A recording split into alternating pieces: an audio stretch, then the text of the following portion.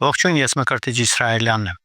Գյումրու ավականու ընտրությունները ինչ որ առումով 2021 թվականից հետո ամենաինտրիգայինն էին։ Թեպետ իշխող քաղաքացիական պայմանագիր կուսակցությունը ամենաշատ ձայները հավաքեց, սակայն ակնհայտ է, որ այդ ուժը չի կարողանալու իր տեխնացուին քաղաքապետի պաշտոնին նշանակել։ Սա ինչ որ առումով նաև իշխող քաղաքացիական պայմանագիր կուսակցության պարտությունն էր։ Սակայն մյուս կողմից էլ սա նաև Նիկոլ Փաշինյանի հաղթանակն էր։ Չի բացառվում, որ Գյումրու քաղաքապետ ընտրվի նախկին քաղաքապետ ընդդիմադիր Վարդան Ղուկասյանը, քանի որ իշխող կուսակցությունից բացի անցողիկ շեմը հաղթահարել են եւս 3 ընդդիմադիր ուժեր, որոնք հնարավոր է որ միանան եւ իրենց տեխնացուին նշանակեն քաղաքապետի պաշտոնում։ Շատերը կհարցնեն, իսկ ո՞րն է Նիկոլ Փաշինյանի հաղթանակը։ Պատասխանը շատ պարզ է։ Փաշինյանը կարողացավ հերթական անգամ կազմակերպել թափանցիկ եւ արդար ընտրություն։ Փաշինյանը Գյումրիում ցույց տվեց, որ իշխանությունը ձևավորվում է բացառապես քաղաքացիների ձայների միջոցով։ Նիկոլ Փաշինյանը Գյումրիում պահեց քաղաքացու ընտրելու իրավունքը։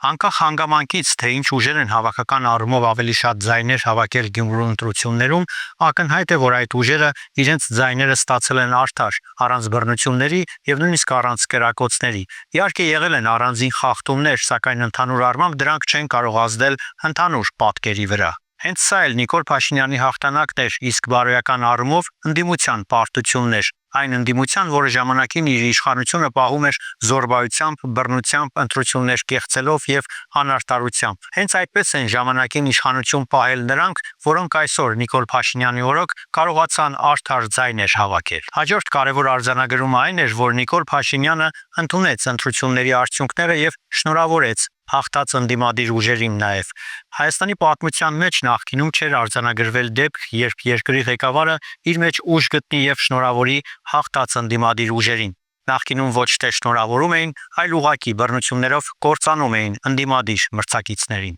Իշխանության եւ առավել եւս Նիկոլ Փաշինյանի առաքելությունը պետք է լինի այն, որպեսզի թույլ չտա, որ կրիմինալն ու հակապետական ուժերը, որոնք այսօր կրկին գլուխ են բարձրացրել, օգտվեն այն հնարավորությունից, որը տվել է ժողովրդավարությունը։ Գյումրու ընտրությունները ցույց տվեցին, որ եկել է հեղափոխությունը պարզաջրելու ժամանակը, իսկ հեղափոխությունը պետք է պարզաջրել։ Արժևում դեռ մեծ ընտրություն կա, եւ ոչ միայն իշխանությունը, այլև հասարակությունը չի ցանկանում, որպեսզի կրկնվի Գյումրին,